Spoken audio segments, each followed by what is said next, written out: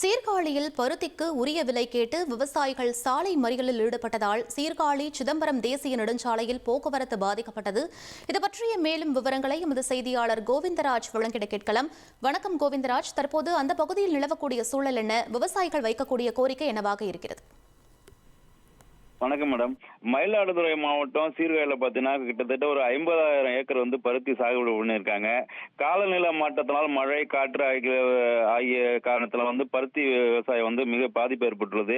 இந்த சூழ்நிலையிலையும் இருக்கிற பருத்திகளை மீட்டெடுத்து விவசாயிகள் சீர்காழி அருகே உள்ள எர்கூரில் உள்ள பருத்தி ஒழுங்குமுறை விற்பனை தளத்தில் கடந்த 3 நாட்களாக விவசாயிகள் அந்த பருத்திகளை விலைக்காக காத்திருந்தாங்க.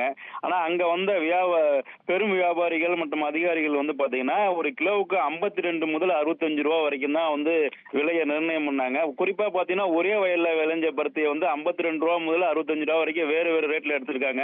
ஆனா விவசாயியோட குற்றச்சாட்டு என்ன இருக்குன்னா, நாங்க 60 ரூபாய் வரைக்கும் செலவு பண்றோம், ஆனா எங்களுக்கு இந்த விலை கட்டுப்படி ஆகலன்னு சொல்றாங்க. இவங்க என்னுடைய கோரிக்கை என்ன வைக்கிறாங்கன்னா, அரசு நெல்லுக்கு எப்படி கொள்முதல் விலையை நிர்ணயிக்கிறாங்களோ அதே போல பருத்திக்கு கொள்முதல் விலையை நிர்ணயிக்கணும்னு சொல்லி ஒரு விவசாயிகள் பாத்தீங்கன்னா சிதம்பரம் சீர்காழி சாலையில ஒரு 1000க்கும் மேற்பட்ட விவசாயிகள் சாலை மறியல்ல ஒரு 2 மணி நேரமாக ஈடுபட்டாங்க.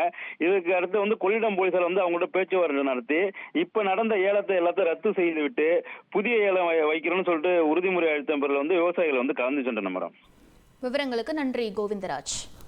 Trend friend ஆக்கிக்கோங்க. 2.5 கோடிக்கும் அதிகமான தந்தி டிவியின் சப்ஸ்கிரைபர்ஸ் அண்ட் ஃபாலோவர்ஸ் குடும்பத்துல நீங்களும் இணையுங்க.